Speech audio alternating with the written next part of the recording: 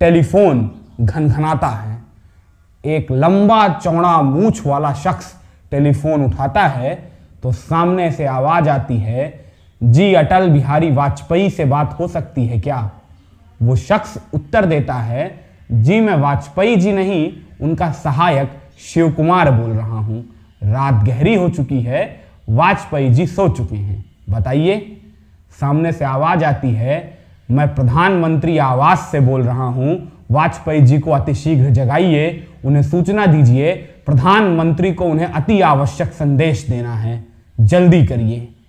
शिव कुमार जी तत्काल टेलीफोन का रिसीवर पटकते हैं, सीधा वाजपेयी के पास जाते हैं, वाजपेयी को उठाते हैं, वाजपेयी उठकर तत्काल आते हैं, रिसीवर उठाते हैं तो रिसीवर के उस पार दूसरे रिसीवर को अपने कान में लगाए देश की प्रधानमंत्री इंदिरा गांधी लाइन पर थी।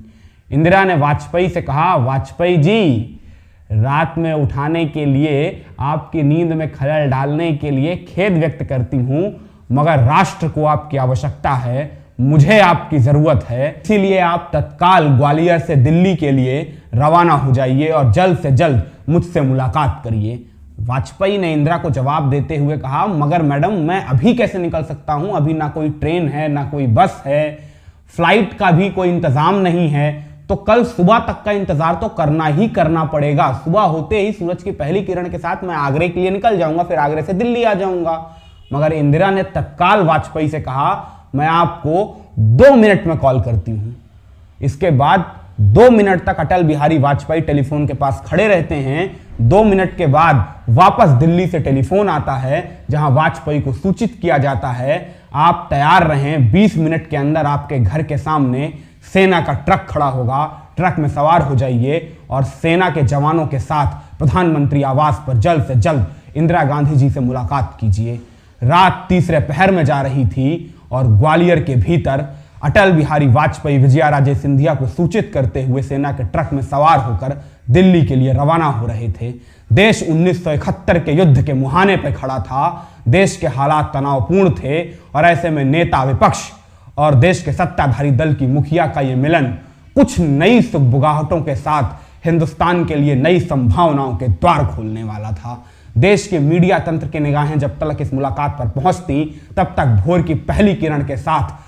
प्रधानमंत्री इंदिरा गांधी के आवास पर अटल बिहारी वाजपेयी की दस्तक हो चुकी थी। प्रधानमंत्री इंदिरा और अटल बिहारी वाजपेयी के बीच एक गोपनीय मुलाकात होती है। बंद दरवाजों के बीच इस मुलाकात में इंदिरा अटल के समक्ष अपना मंतव्य प्रकट करती हैं। इंदिरा अटल से बताती हैं कि किस तरह उन्हें रॉ चीफ रामेश्वर नाथ काओ और बॉर्डर सिक्योरिटी फोर्स यानी बीएसएफ चीफ के रुस्तम जी के द्वारा एक खाका, एक मास्टर प्लान समझाया गया है, जिस मास्टर प्लान को अंजाम तक पहुंचाने के लिए हो सकता हो उन्हें भविष्य में राष्ट्रीय स्वयंसेवक संघ की आवश्यकता पड़े। इसीलिए मैंने आपको बुलाया है, क्योंकि राष्ट्रीय स्वयंसेवक संघ से मेरा कोई वास्ता तो है नहीं, कोई संपर्क है नहीं, तो मैं किस तरह संपर्क करूं? क्या यह संभव हो सकता है कि आप मेरी राष्ट्रीय स्वयंसेवक संघ के सरसंघचालक गुरु गोलवलकर से बात कराएं? वाजपेयी इंदिरा को जवाब देते हैं, कृपया अपना मंतव्य मुझे और अधिक स्पष्ट शब्दों में बयां करें कि आप राष्ट्रीय स्वयंसेवक संघ की भूमिका किस रूप में चाहती हैं, जिससे मैं गुरु गोलवलकर को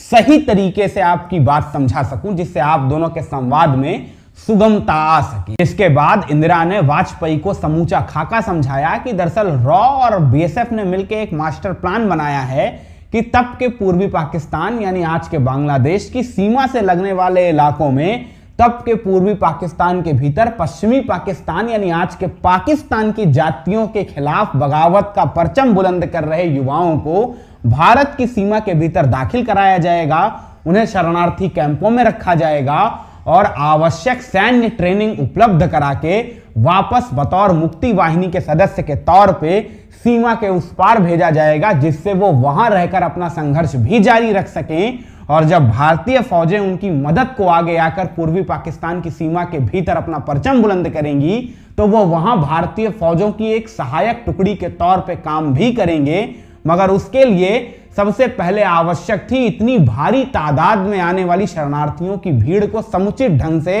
अलग अलग हिस्सों में बांटना कि किनकी ट्रेनिंग करानी है, किनकी ट्रेनिंग नहीं करानी है, और फिर ट्रेनिंग कराने वाले सदस्यों के बीच समुचित व्यवस्था बनाए रखना, जिसके लिए कार्यकर्ताओं की एक लंबी कतार चाहिए होगी, क्योंकि सेना तो दूसरे मोर्चों पर युद्ध में व्यस्त होगी। सेना ये तमाम काम नहीं कर सकती है कि उन्हें समुचित तरीके से व्यवस्थित करे, कहां कौन सो रहा है, कहां किस तरीके से बैठने की व्यवस्था की जाए, किस तरह से टेंट लगाए जाएं। यह व्यवस्था किसी सामाजिक संगठन को करनी पड़ेगी और इस तरह के सामाजिक कार्यों को अंजाम तक पहुंचाने में राष्ट्रीय स्वयंसेवक संघ को महारत है। इसीलिए इंदिरा चाह रही हैं गुरुजी गोलवलकर से बात करना। अटल बिहारी वाजपेयी को इंदिरा का मंतव्य समझ आ चुका था, जिसके बाद वाजपेयी तत्काल प्रधानमंत्री आवास से बाहर निकल दिल्ली के पालम हवाई अड्डे पर पहुंच नागपुर की फ्लाइट पकड़ते हैं। फ्लाइट चंद घड़ी के भीतर नागपुर की हवाई पट्टी पर उतरती है, जिसके बाद वाजपेयी तत्काल केशव भवन के भीतर गुरुजी गोलवलकर से मुलाकात करते हैं।